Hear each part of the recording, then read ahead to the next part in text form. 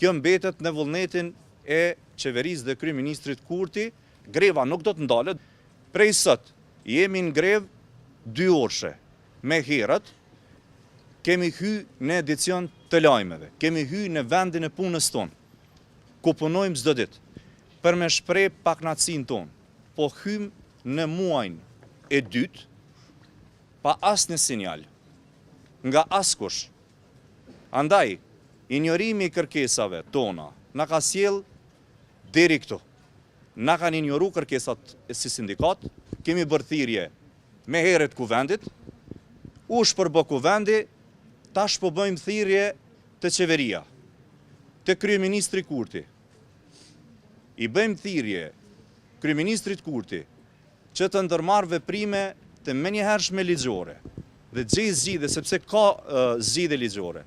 Gjatë kësaj kohe unë kam takuar avokat, njohës të ligjit dhe me janë prezantu disa nga format që mundet qeveria Republikës të Kosovës me ndërmarrë shumë shpejt, që nuk bien kundërshtim me ligjin, që janë ligjore. Prandaj, kjo mbetet në vullnetin e qeverisë dhe kryeministrit Kurti për të gjetur ndonjë zgjidhje. Në fund të kësaj jave do t'ju njoftojmë për masa të tjera. Fillimisht kemi shku me grevë 2 orëshe dhe nga fundi javës do dalim me qëndrime për të vazhduar tutje. Greva nuk do të ndalet, do të vazhdojë çdo ditë. Ne, nëse nuk bëhet një zgjidhje, do të kërkojmë që të pezullohet mbulimi i fushatës elektorale, jo prej qefit, prej dëshirës.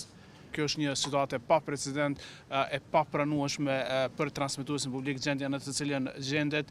Ne e përkrahim grevën e sotme, përkrahim edhe masat e tjera në të ardhmen që sindikata mund t'i marrë duke përfshirë, siç u përmend edhe nga gëzimi, bojkotimin e fushatës zgjedhore, që do të ishte në fakt hapi minimal edhe i ngjarjeve politike. E theksojmë edhe njerëz si AGK, siç kemi thënë në të kaluarën, ka vetëm një adresë të përgjegjësisë, është qeveria e Kosovës, gjithçka është në dorën e kryeministrit Kurti dhe ministrit të financave Hekuran Murati, që tashmë kanë edhe një përparësi për të ndërmarrë hapa, pasi që nuk janë më ligjërisht deputet të Kuvendit të Kosovës, janë vetëm kryeministër në detyrë dhe ministri i financave në detyrë, pra akoma më shumë një argument për të marrë një vendim për të ndarë buxhetin edhe një herë së paku për këta 3 muaj.